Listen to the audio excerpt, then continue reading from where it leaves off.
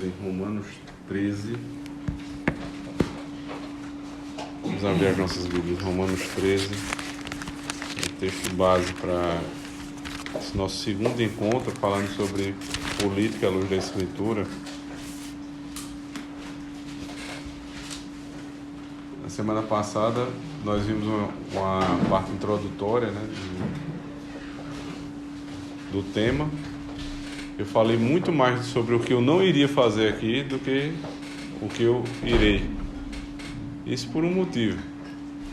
Geralmente quando se espera, e se você tiver curiosidade pode fazer isso depois, se for no YouTube, dar uma pesquisada lá sobre o cristão e a política, política à luz da Escritura. A maioria das falas, das palestras e de qualquer outro tipo de exposição sobre o tema, ela geralmente tende a fazer a exposição à luz partidária ou falando sobre marxismo, sobre socialismo, sobre capitalismo, visões de mundo a partir da economia, ou ainda esquerda e direita.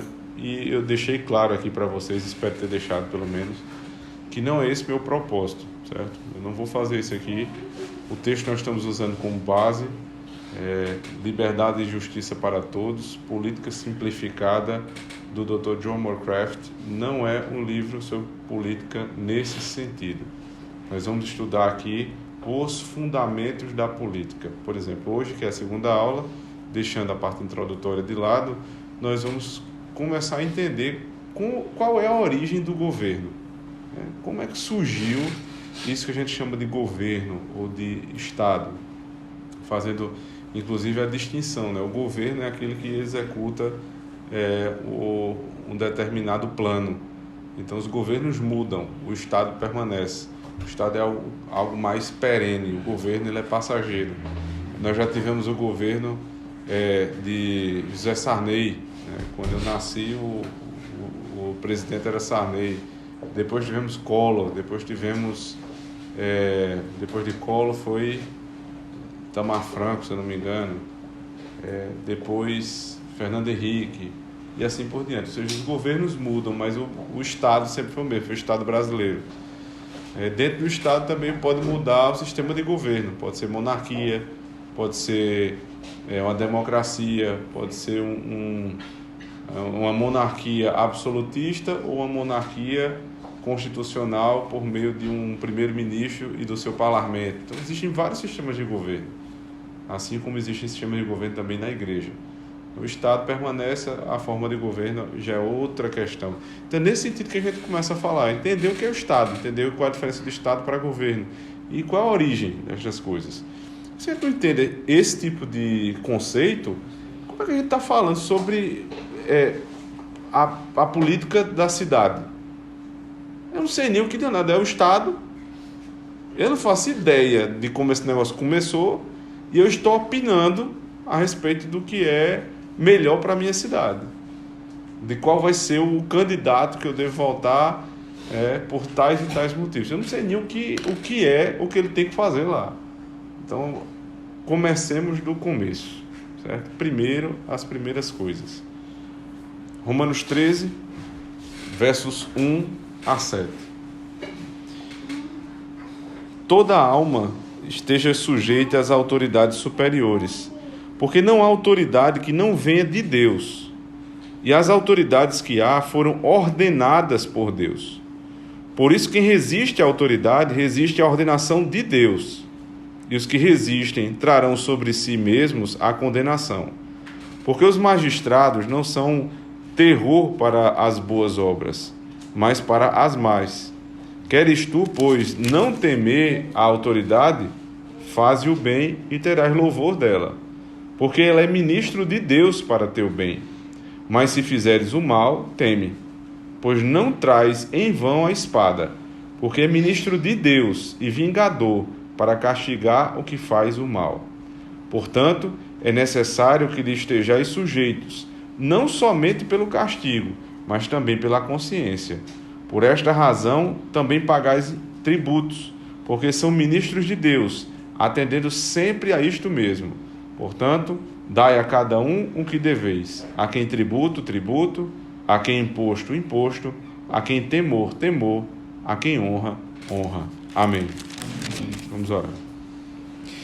Pai Santíssimo, mais uma vez, ao abrirmos a Tua Palavra, rogamos que o Teu Espírito nos auxilie, abrindo o nosso entendimento, Senhor Deus, para que a doutrina que vai ser exposta ao nosso coração seja bem recebida, à luz, Senhor Deus, daquilo que o Senhor revelou para nós, e tendo em vista, Senhor Deus, a glória do Rei dos Reis e Senhor dos Senhores, que é o nosso Senhor Jesus Cristo. Que o Senhor me use mais uma vez para o bem deste povo, para a edificação da Tua igreja e para o louvor do Teu nome. Tem misericórdia de nós essa noite, ó Pai. Amém. Amém. Quando nós vamos falar de autoridade, nós já estamos falando de algo que é naturalmente contrário à nossa essência pecaminosa. O homem pecador não gosta de autoridade. O homem pecador gosta de fazer o que dá na cabeça dele. Todos nós somos assim. Nós fugimos da necessidade de obediência, de regramento, de disciplina e adoramos a indisciplina, a falta de regra, a anarquia. Isso é tão claro, que fazemos na nossa vida privada, que nos juntamos com outras pessoas para, se possível, viver uma vida assim, e muitos advogam que esta deveria ser a organização, entre aspas, do próprio Estado. Alguém chega ao ponto de defender o Estado anárquico, ou seja, a ausência de Estado, cada um por si. Estas pessoas, tanto de esquerda quanto de direita, porque existe um anarcocapitalismo, né, que é o capitalismo sem regramento, onde cada um faz o que quiser, e assim também existe a anarquia, do ponto de vista da esquerda. Ambos não conhecem um livro de Juízes que os irmãos aqui da igreja têm conhecido tão bem. Qual é a frase mais repetida do meio para o fim do texto de Juízes? Não havia rei em Israel. Mas isso não como um refrão de coisas boas, muito pelo contrário. Isso está demonstrando que o que iria acontecer naquele capítulo aconteceu porque não havia rei em Israel. Não havendo rei em Israel, não havendo autoridade em Israel, a cidade, o Estado vira uma bagunça. Cada um faz o que dá no seu coração. E qual é a solução que Deus dá para o livro de Juízes? É o que vai vir no livro de Ruth, toda a história de Ruth, apontando para um menino que iria nascer, e desse menino ali viria o primeiro rei. E este rei volta a dar ordem ao Estado de Israel. Portanto, irmãos, em primeiríssimo lugar, o que fica claro para qualquer um crente, ou deveria ficar claro, é que tanto o anarcocapitalismo, e eu diria mais uma segunda categoria, que é o liberalismo extremo, libertarianismo, que é quase a mesma coisa, ambos são incongruentes, inconvenientes, impossíveis de serem reconciliados com a Escritura, assim também como a anarquia e qualquer uma vertente de esquerda, certo? Nenhuma delas. Vocês já percebem que o fato de você estar só na direita ou na esquerda não necessariamente vai lhe garantir que você esteja certo. Na esquerda sempre estará errado, na direita em muitos casos, porque 2 pelo menos foram citados aqui. Então, qual é a forma correta de entendermos o Estado? Primeiro é saber que ele é necessário. Por quê? Porque Deus o constituiu, que é o que nós acabamos de ouvir aqui. Toda a autoridade foi constituída por Deus. Mas onde ela foi constituída? Onde ela começou? Eu queria que vocês prestassem um pouco atenção nisso aqui. Todo mundo sabe que numa reunião de 2 ou mais pessoas, alguém manda e outro obedece. É assim. Onde tiverem 2 pessoas, um manda e outro obedece. Nem sempre está claro na cabeça dos dois, nem sempre um só dos dois manda, às vezes um manda e o outro manda, dependendo do caso, da situação, mas alguém está mandando. Isso é inevitável. E não começou há pouco tempo. Isso começou desde o Éden. Porque no Éden, Deus criou primeiro Adão e depois Eva. E a gente entende à luz do Novo Testamento que a ordem da criação, ou seja, o fato de Adão ter vindo primeiro e Eva ter vindo depois, já demanda uma estrutura hierárquica, onde Adão ele tinha proeminência sobre Eva. Certo? Então, só aí você tinha hierarquia. Mas ainda não tinha o conceito de Estado. Por quê? Por que não tinha conceito de Estado? Porque só tinha família. Né? Vamos dizer, é possível chamar Adão de rei? É possível.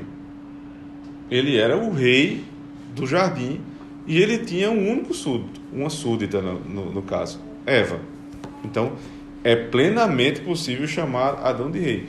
Mas a estrutura estatal ainda não estava tão clara assim. Mas, iminentemente, as questões dos homens, nasce Caim, nasce Abel, a família vai crescendo, a necessidade de uma estrutura hierárquica cada vez mais sólida vai ficando clara. Mas a gente consegue ver realmente a figura do Estado de uma maneira mais evidente lá em Gênesis, ali entre o capítulo 8 e 9. Vamos voltar para lá.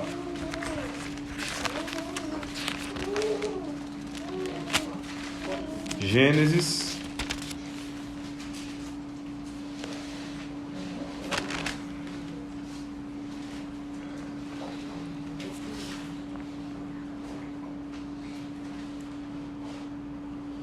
Eu vou pedir alguém para ler do verso 1 até o verso 6. Gênesis 9, 1 a 6.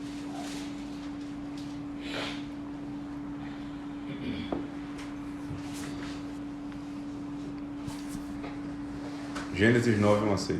Abençoou Deus a Noé e a seus filhos e lhes disse: sede fecundos, multiplicai-vos e enchei a terra. Pavor e medo de vós virão sobre todos os animais da terra e sobre todas as aves dos céus. Tudo que se move sobre a terra e todos os peixes do mar, nas vossas mãos serão entregues. Tudo que se move e viver ser-vos-á para alimento. Como vos dei a erva verde, tudo vos dou agora. Carne, porém, com sua vida, isto é, com seu sangue, não comereis.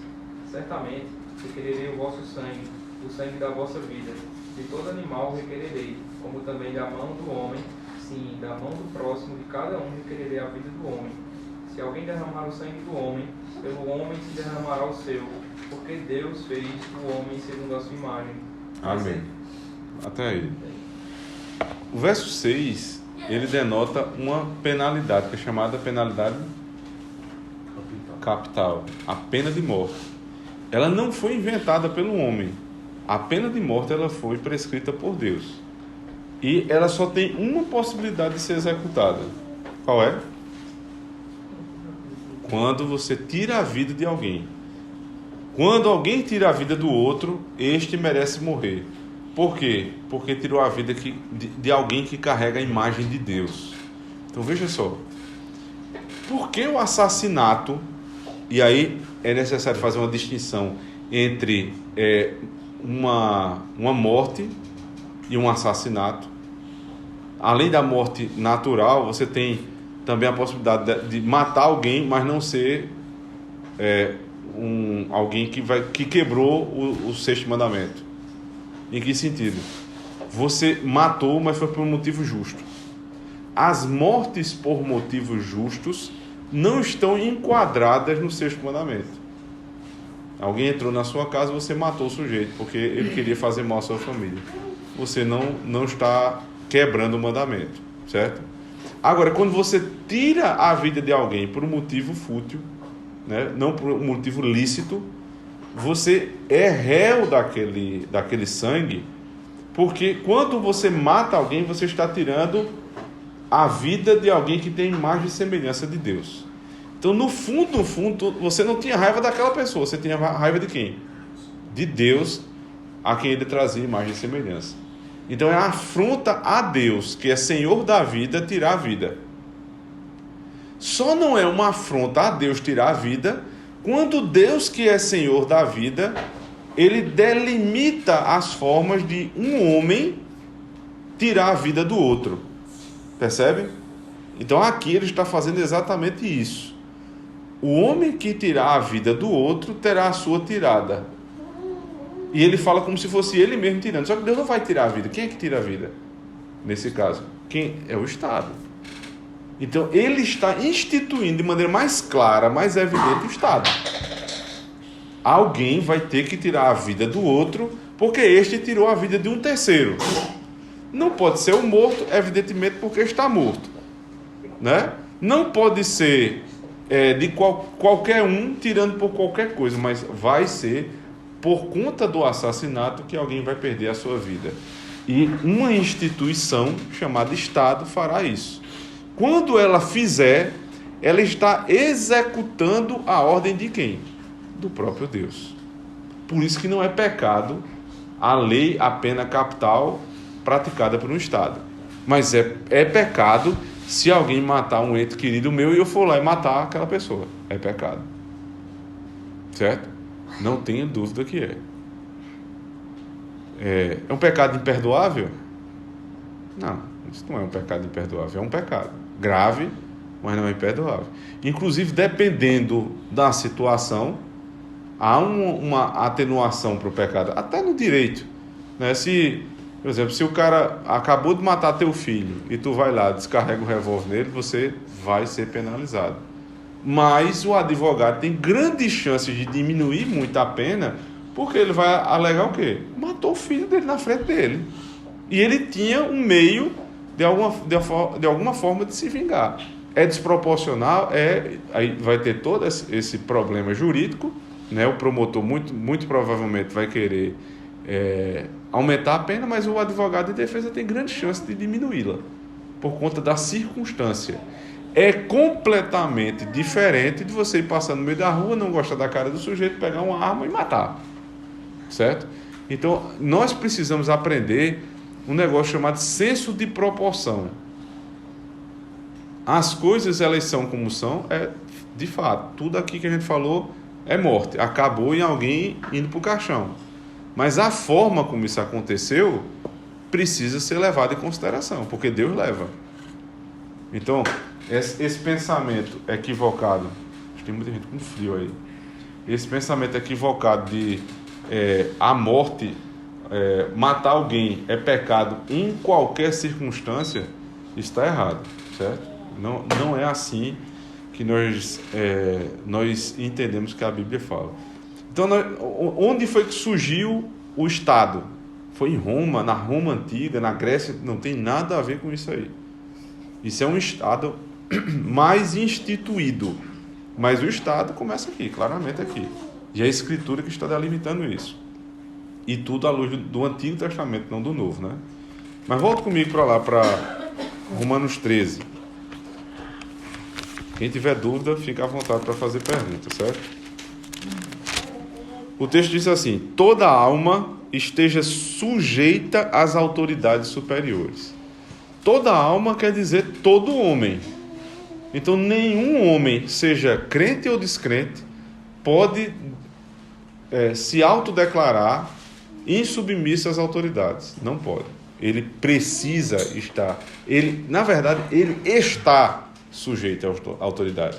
O que a Bíblia está dizendo é o seguinte: toda autoridade esteja à disposição do teu coração, seja essa. Mas o fato é que todo mundo está. Se tu chega para um juiz e diz assim: tô nem aí para tu, o que é que o juiz vai dizer? Não, quem não está nem aí para tu sou eu. Tu perdeu a noção, eu posso te prender, mas eu não aceito a sua autoridade. Problema teu. Não aceita, que pena, né? Que chato, mas tu vai preso.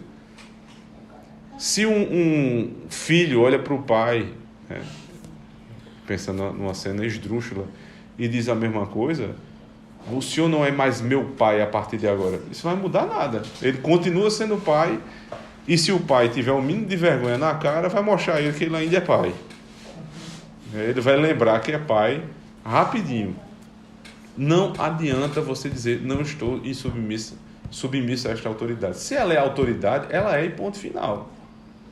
Então, toda autoridade é um apelo em primeiro lugar, à disposição do meu coração. Eu preciso estar. com o coração submisso à autoridade. Mas também, e aí é um apelo aos homens que são pais, às mulheres que são mães, aos patrões, aos presbíteros, aos diáconos, aos prefeitos, governadores, para que estes também estejam com o espírito pronto para cobrar a submissão. Não é só o inferior que tem a obrigação de ser submisso.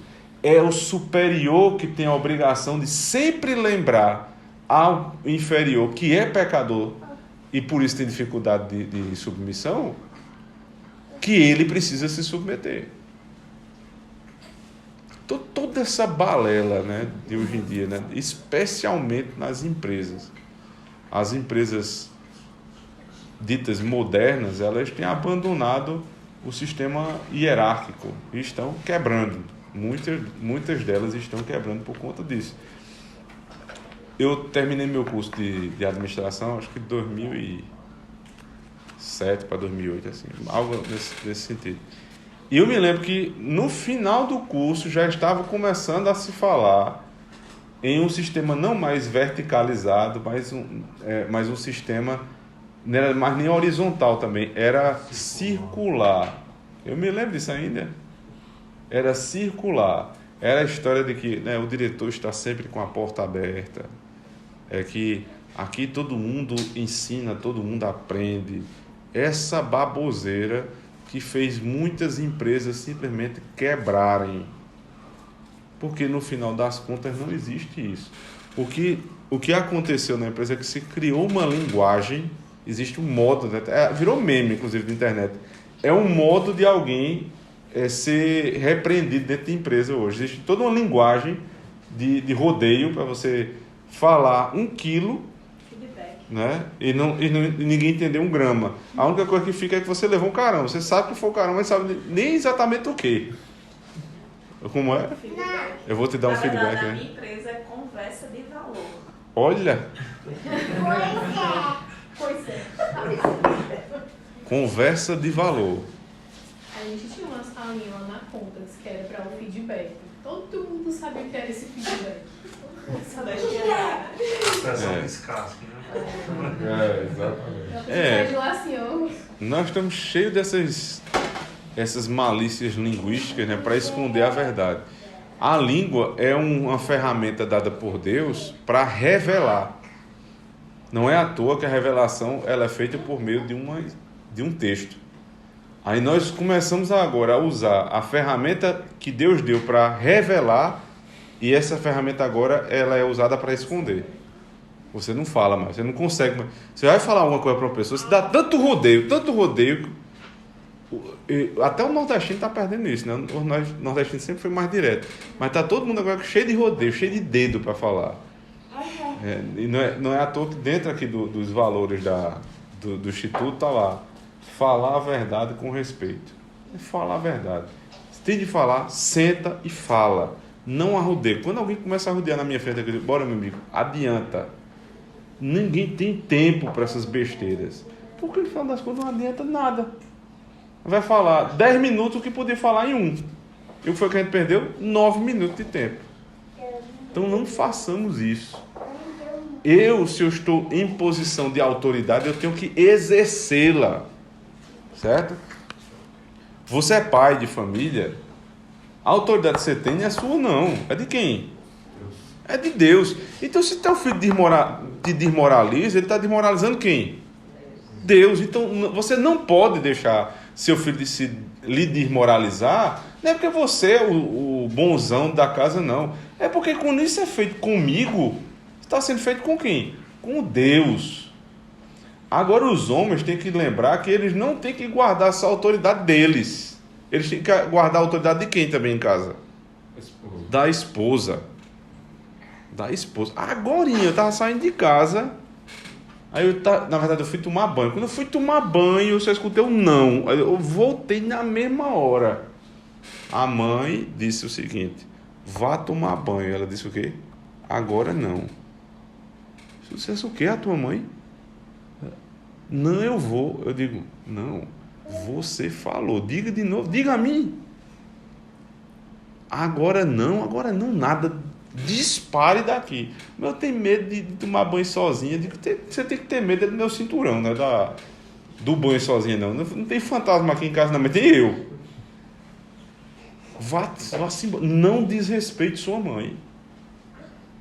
Eu uso o meu exemplo porque é o exemplo que eu tenho. Mas eu espero que vocês repliquem isso na casa de vocês. Não guardem só a autoridade que vocês têm. Vocês precisam fazer isso com suas esposas. Referendar a autoridade delas. Por quê? Porque para uma mulher é mais difícil, rapaz. A mulher é mais difícil. A voz do homem ajuda, o tamanho do homem ajuda, a musculatura do homem ajuda, tudo ajuda a impor respeito e medo. Então, o mínimo a se fazer é o seguinte: ó, tu não tá me respeitando não, quando teu pai chegar eu vou dizer a ele, pronto, era pro guri se acabar ali e pedir 1 milhão de desculpas à mãe, com medo da hora que o pai vai, é medo mesmo. Não tem essa história de, não, meu filho não tem medo de mim, meu filho é meu amigo. Meu filho não é meu amigo, meu filho é meu filho. Meu amigo é outra coisa. Por essas confusões é que as famílias estão do jeito que estão. Teu filho e tua filha não são teus amigos, são teus filhos. Existem elementos similares entre a fraternidade e a filiação? Existem, mas não é a mesma coisa. O que eu estou dizendo é o seguinte: um papo agradável que a gente pode bater com um amigo, a gente pode bater também com um filho. Mas nem todos os temas que eu falo com meus amigos, eu vou falar com meus filhos. Nem todos os temas que eu falo com meus filhos, eu falo com meus amigos. Isso somente denota que há uma distinção de relação, concorda? Então, como é que é a mesma coisa? É claro que não é. Tu não bate no teu amigo, né? Quando teu amigo fala uma coisa errada, tu vai lá, vem cá que eu vou dar umas peias. Não pode. Dá vontade às vezes. Dá vontade, mas não pode. Mas com teu filho? Então, é claro que é diferente. Pais têm a obrigação de guardar a autoridade dentro de casa por um motivo óbvio. Não é tua, é de Deus. Os pastores na igreja, às vezes, mas pai, os pastores o tempo todo, porque não veio domingo, e isso e aquilo, qualquer coisa está perguntando. Mas por quê? Se eles não guardarem a autoridade deles, acabou, meu amigo. A única coisa, se você tiver uma segunda, por favor, me diga que eu não sei. O que é que me diferencia de Bruno na igreja? A não ser autoridade. Nada. Absolutamente nada. De Aleph, seu Deus. É tudo farinha do mesmo saco, né? Pode dizer assim. Viemos do mesmo lugar e vamos para o mesmo lugar. É a mesma coisa. A única coisa que diferencia é porque Deus deu autoridade a um e não a outro. Em uma jurisdição específica. Certo? Por quê? Porque existe uma autoridade que foi dada a Bruna, seu Deus, a Christian, na casa deles, que eu não tenho sobre ele. Eu tenho a autoridade da palavra, mas eu não tenho a autoridade do exercício. Na casa de vocês não tem autoridade de executar nada. Eu tenho a autoridade de chegar e, por ser ministro da palavra, dizer: irmão, o que você está fazendo é errado. Ah, mas aqui é a minha casa. É tua casa, mas a tua alma está confiada a mim. E eu vou dar conta dela. Então eu posso falar. Eu não posso obrigar, mas eu posso falar. Eu tenho obrigação de falar para guardar a autoridade que não é minha, é de Deus. Você imagina, pense aí na sua cabeça, se todas as pessoas que exercem autoridade na sociedade estivessem comprometidas a resguardar a autoridade, o mundo mudava ou não mudava? Ainda que os inferiores não estivessem tão dispostos assim, o mundo mudava. Sabe por quê?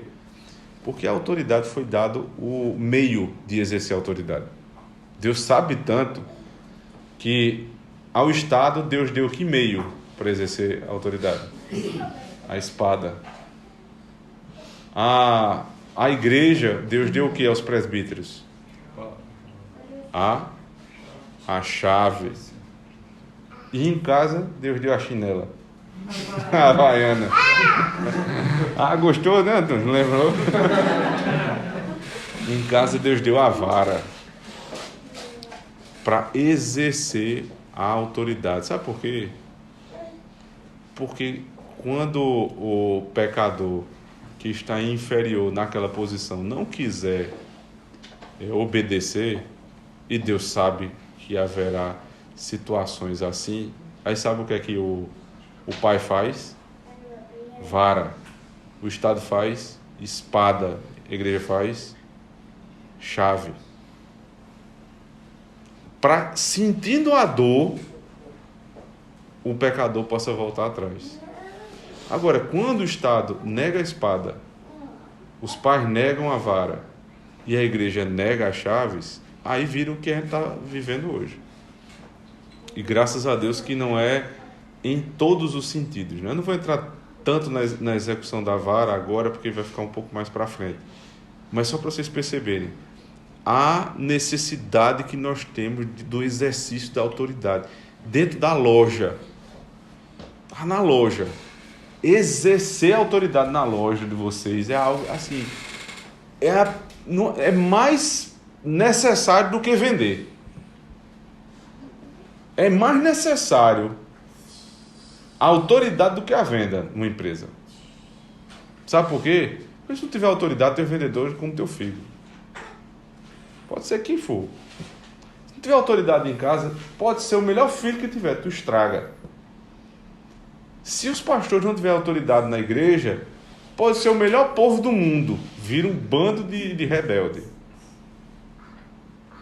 Então, se vocês trabalham, cada um aqui tem o exercício de alguma atividade, e muitos já exercem um poder sobre outras pessoas.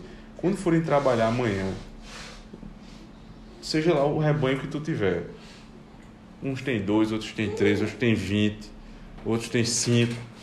Eu não sei a quantidade de pessoas que está sob a tua autoridade. Primeira coisa que vocês têm que fazer amanhã, quando entrar, o professor entrar na sala de aula, dizer: aqui quem manda sou eu. Todo dia o cara tem que voltar e dizer: quem manda aqui sou eu. Isso é um trabalho que a autoridade tem que ser feito. Agora, por favor, pelo amor de Deus, não seja literal, né? Não chegue na sala de aula amanhã: crianças, queria dizer que o pastor mandou ontem, eis que para ti eu te digo, quem manda aqui sou eu. Né? Não é assim. Mas é reafirmando a autoridade com a ação, com postura, com a forma de falar. Primeiro assim, não deixa ninguém tirar onda contigo. Não deixa ninguém cantar de galo onde tu foi colocado para cantar de galo. Bruno tem uma equipe lá com algumas pessoas que estão sob a autoridade dele. Faça isso. Sibeli tem 12, Sibeli? 14. Para dar conta amanhã. Mais a professora auxiliar. Christian tem outros tantos com Dona Marlene. Assim por diante. Cada um tem aqui alguém para dar conta. Todo dia que chegar nesse lugar, lembre para você mesmo: a autoridade que eu tenho não é minha. Portanto, se eu não der conta, Deus, que é o dono dela, vai querer que eu preste contas a Ele. Então é o seguinte: quem manda aqui sou eu e acabou. Isso quer dizer que eu não ouço ninguém? Não. Isso quer dizer que eu ouço e faço como um marido deve fazer com sua esposa. Ele ouve. Muitas vezes a esposa tem coisas muito boas a dizer, e outras vezes tem um monte de baboseira que o marido diz: tá certo, faça ontem. Ele ouve, mas não faz. Por quê? Porque ele tem a capacidade de interpretar, quer dizer, ela não sabe que isso aí vai dar besteira. E não faz. Quando dá errado, ele se quebra, né? Mas não importa, ele está exercendo a autoridade.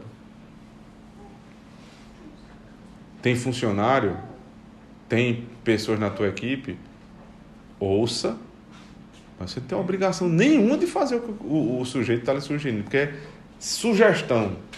Se fosse ordem, ele era teu patrão. certo? Primeiro, eu, como inferior, devo ter o meu espírito pronto para obedecer. E se eu for o superior, e lembre que a gente muda esses papéis no mesmo dia várias vezes, né? Uma hora a gente é inferior, daqui a pouco a gente é superior, depois a gente volta para inferior. O sujeito sai de casa, ele é filho. Ele chega na empresa, ele é diretor. Aí ele sai de lá, volta para casa, ele volta a ser inferior de novo. Então a gente precisa regular isso. Onde é que eu estou aqui? Peraí, aqui, quem eu sou aqui? Eu estava mandando lá em casa, mas aqui não, aqui tem fulano que manda em mim. Então, peraí. Mas eu estou me relacionando aqui com a diretoria que está acima de mim. Mas 5 minutos depois eu estou falando com minha equipe. Aí já é outra forma de falar. Aí 2 minutos depois eu estou falando com outro gerente que é do mesmo nível. Então já é uma terceira forma de falar. Entende? Toda autoridade esteja sujeita a Deus. Estar sujeita a Deus sabe o teu lugar. Esta aula, em primeiro lugar, é para que você aprenda isso. Saiba o seu lugar. É o negócio mais difícil, é a maior arte do mundo, é isto. Qual é o meu lugar aqui? E sabe qual é o lugar mais difícil mesmo? É quando você está em pares. Quando você está exercendo a autoridade, geralmente é mais fácil. Você manda e os outros obedecem.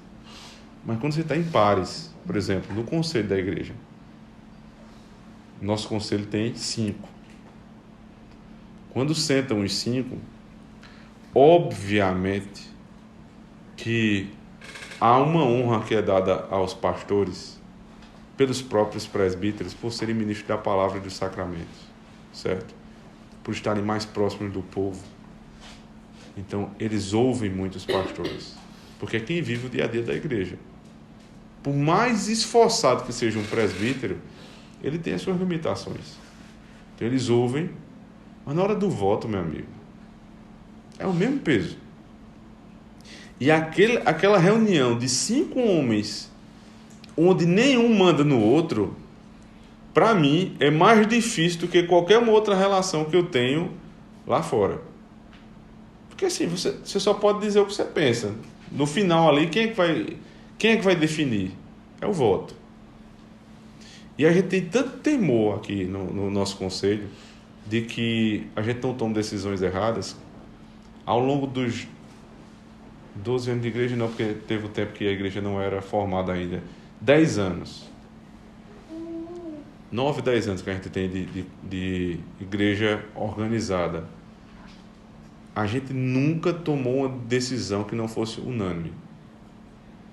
Agora, é porque todo mundo pensa igual? Não. É porque é o seguinte.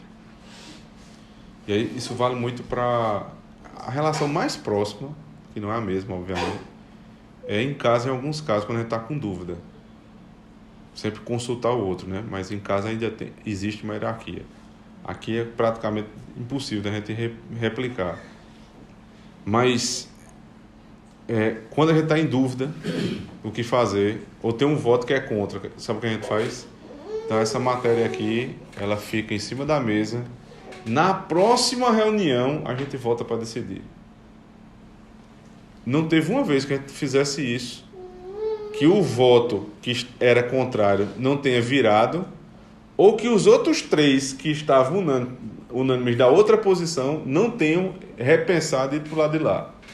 Por isso que no final das contas sempre dá unanimidade. Certo? É necessário que toda vez seja unânime? Não, mas isso foi um critério que a gente colocou para nós e sempre tem dado certo. Porque o conceito fica fechado. Certo? Então, nós precisamos, dentro das nossas diversas relações, saber qual é o nosso lugar e como a gente vai exercer esse ofício. Seja qual for o ofício. Voltando para o texto, a gente só está na primeira parte do verso 1, né? Toda alma esteja sujeita às autoridades superiores, porque não há autoridade que não venha de Deus. E as autoridades que há foram ordenadas por ele. Só a repetição do mesmo ponto já deveria chamar a nossa atenção. Porque ele diz, não há autoridade que não vem de Deus, e as autoridades que foram ordenadas por Deus. Isso é a mesma coisa. Concorda comigo? Mas é uma ênfase. É uma ênfase. Porque Deus sabe que é muito difícil olhar para um governo que você claramente vê e diz que é um governo antibíblico, ateu, contrário às Escrituras, e dizer, esse sujeito aí foi colocado por Deus. É muito complicado. Mas é preciso lembrar que foi ordenado por Deus. Um pai ruim é um pai ordenado por Deus. Um pastor ruim é um pastor que foi ordenado por Deus. E um governante ruim também foi ordenado por Deus. Isso é para o nosso bem? Evidentemente não. Isso é juízo. Mas foi ordenado por Deus. E eu devo me submeter a ele. Certo? Porque é o que diz inclusive isso. Por isso quem resiste à autoridade resiste à ordenação de Deus. E os que resistem trarão sobre si mesmos a condenação, porque os magistrados não são para terror para as boas obras, mas para as más. Queres tu, pois, não temer a autoridade, faze o bem e terás louvor dela, porque ela é ministro de Deus para o teu bem. Ou seja, o ministro de Deus ruim é ministro de Deus, tem que obedecer. Não sei se vocês estão fazendo essa pergunta internamente ou se vocês já sabem a resposta.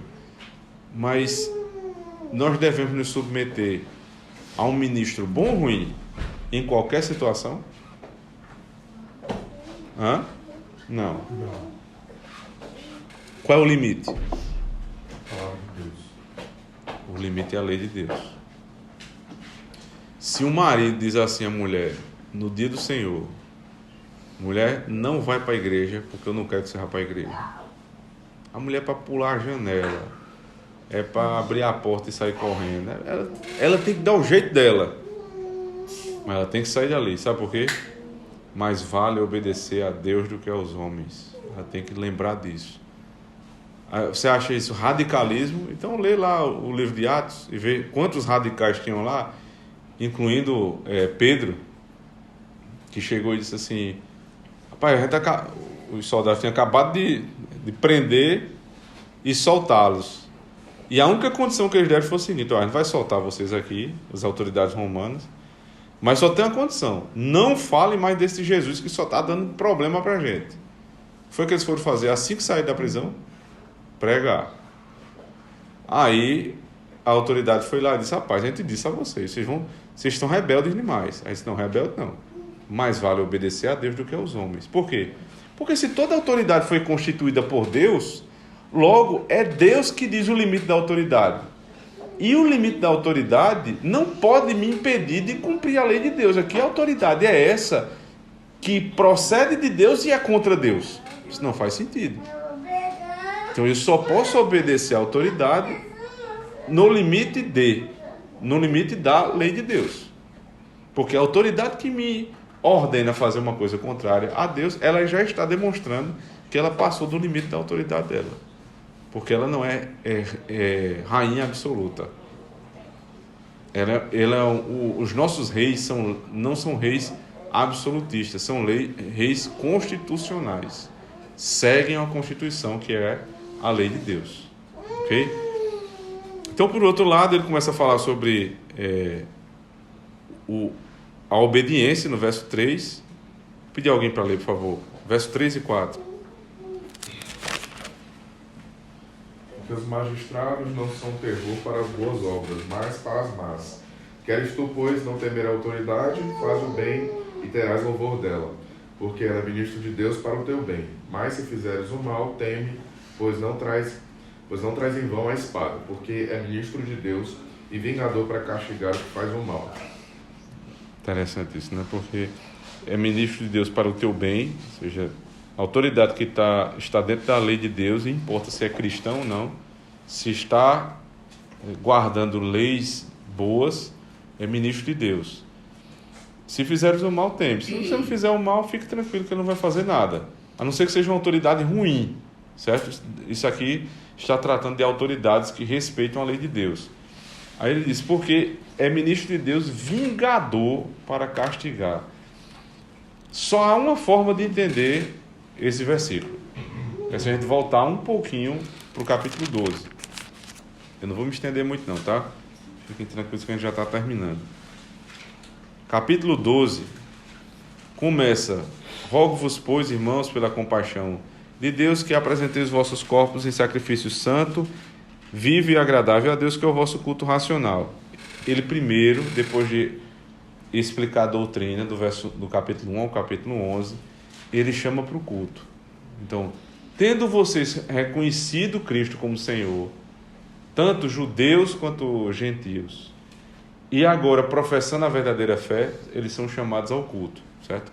Venham para cultuar o Senhor.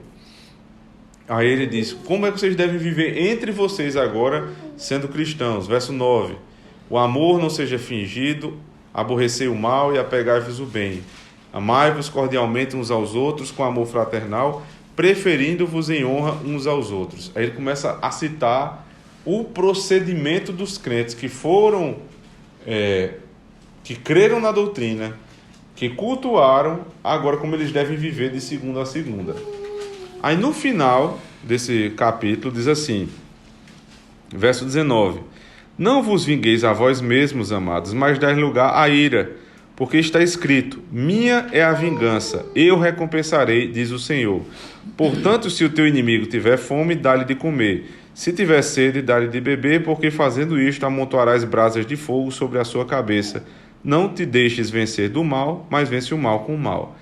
Se você não ler isso aqui e for para o capítulo 13 direto, alguém vai dizer assim, não, pastor, mas veja só, provavelmente isso é uma questão cultural e a gente não deve ter mais vingador, porque nós sabemos que vingança é pecado. Certo? Teve algum problema aqui na nossa compreensão. Vingança é pecado. Não, vingança não é de todo pecado. Quando é pecado? Quando ele diz aqui, não vos vingueis a vós mesmos. Ou seja, eu não posso vingar a mim mesmo. Se alguém me fez um mal, eu não posso me vingar. Eu devo entregar a quem?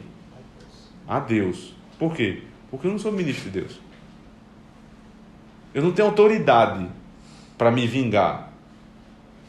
Eu posso me chegar a Deus em oração e dizer, Senhor, olha que injustiça foi cometida a mim. Se for uma coisa entre mim e aquela pessoa. Se o texto termina assim no capítulo 12, falando sobre relações entre pessoas, indivíduos uns com os outros. O capítulo 13 começa dizendo, toda a alma esteja sujeita à autoridade. É claro e evidente, qualquer pessoa que sabe ler está compreendendo que Paulo já parou de falar de relações entre indivíduos e está falando agora de uma relação entre indivíduos e o Estado. Autoridades, não só o Estado, mas autoridades no sentido geral. Percebe? Então, o contexto de vingança do capítulo 12, que é proibido, é um indivíduo com outro indivíduo. Mas quando chega no capítulo 13, verso 4, que Bruno leu, ele diz assim, mas se fizeres o mal, teme, pois não traz em vão a espada, porque é ministro de Deus e vingador. O vingador do capítulo 12 é pecado, porque eu me vingando de mim mesmo. Mas o vingador do capítulo 13 é ministro de Deus, porque tem autoridade. Deus constituiu a autoridade para que ele vingue um ao outro. Agora, para isso, ele vai ouvir as duas partes, ele vai ter um processo, ele vai julgar. Ou seja, coisas que, quando eu estou envolvido com uma causa minha mesma, eu não vou fazer. O sujeito fez uma coisa ruim comigo, eu vou lá e acabo com ele. É assim que a gente faz.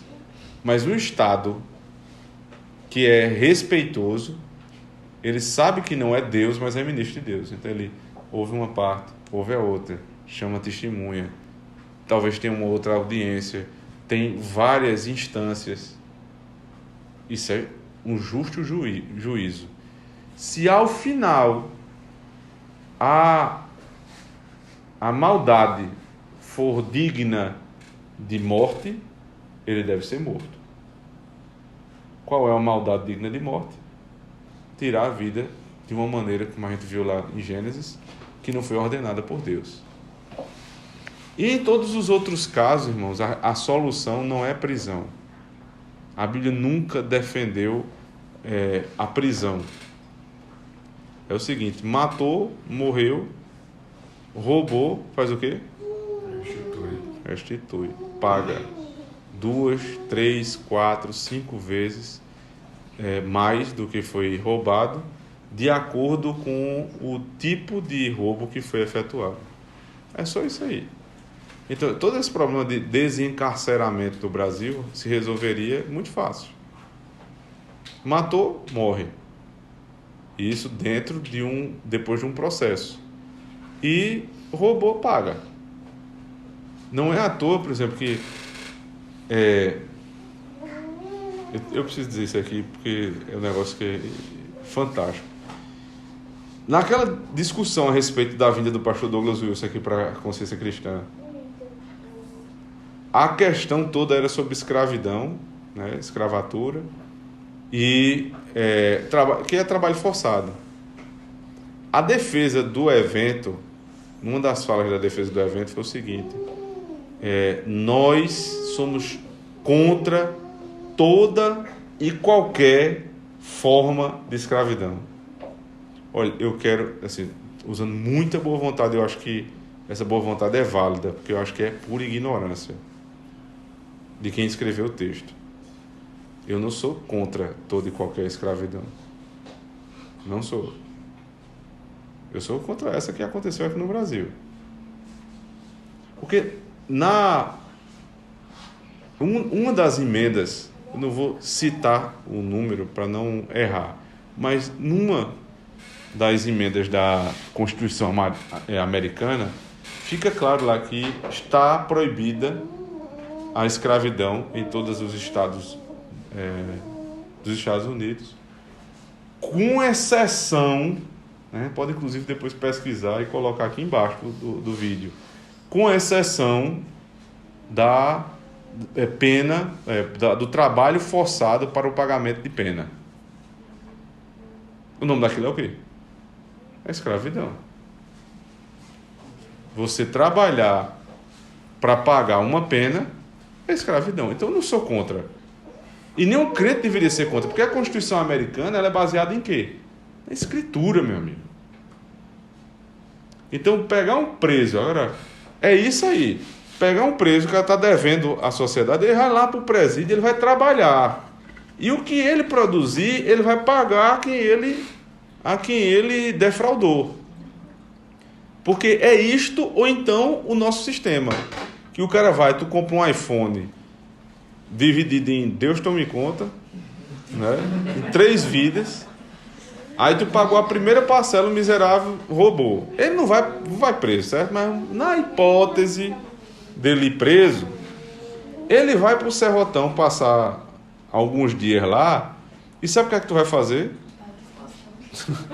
Tu vai pagar as parcelas, mas não só as parcelas. Tu vai pagar a estadia, tu vai pagar a alimentação e tu vai pagar o auxílio para a família.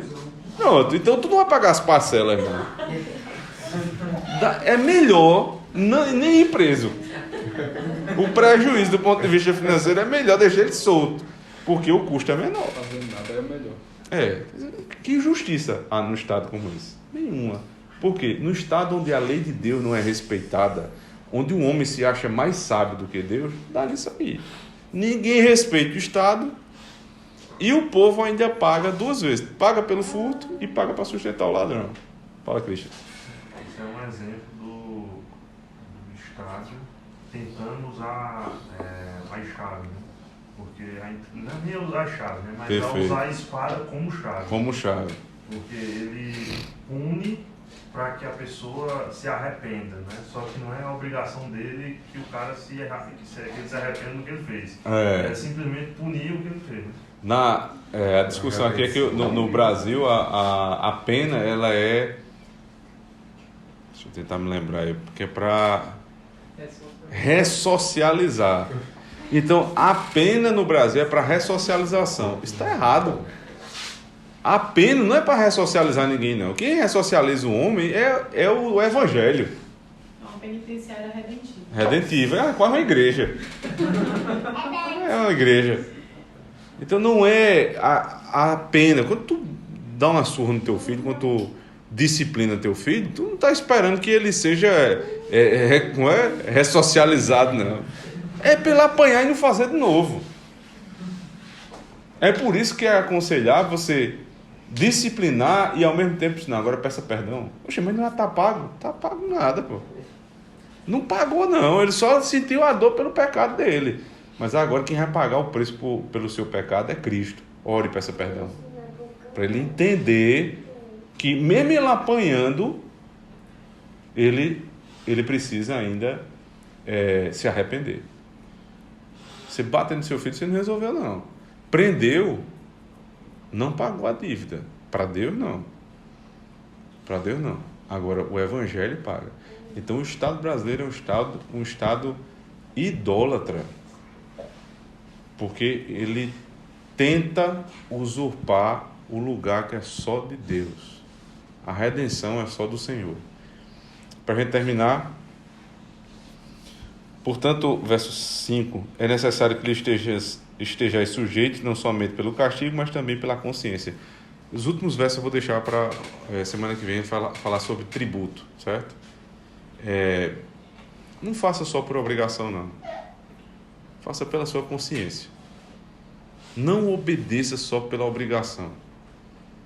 Mas a forma mais fácil de obedecer é tu olhar assim para a autoridade, teu marido, teu pai, teu patrão, teu chefe, teu pastor, teu governante, e dizer: este miserável, apesar de tudo, é a autoridade constituída por Deus. Então eu vou procurar aqui, nessa ruma de defeito, uma qualidade para me apegar a ela, para eu começar a admirar. Eu preciso admirar essa pessoa, porque se eu não admirar, eu não vou respeitar.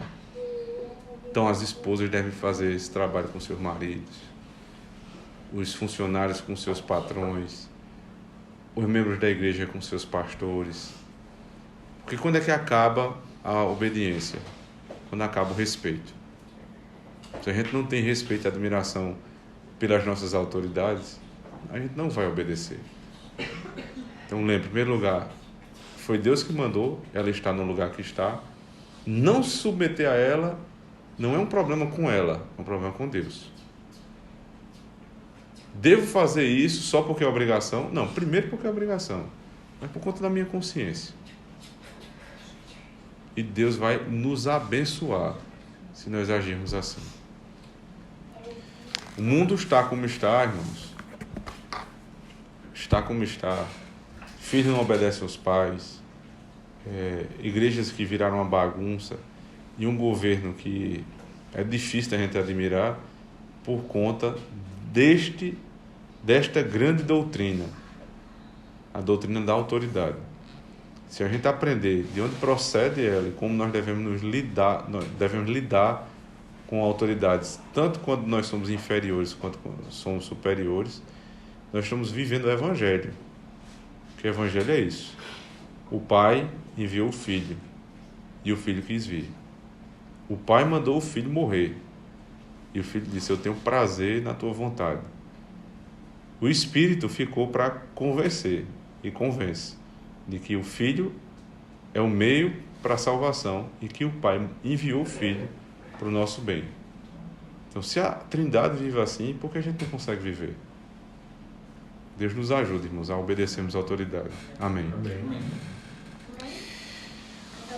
Nós damos graças a Ti, ó Deus, pela bênção desta tarde, desta noite e desse estudo, Senhor Deus, que o Senhor nos proporcionou.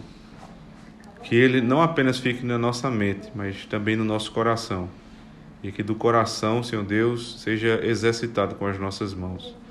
Senhor, nos ajude a sabermos qual o nosso lugar em cada situação, para assim, respeitando a tua lei, respeitar as autoridades. É a nossa oração no poder de Cristo. Amém. Amém. Amém.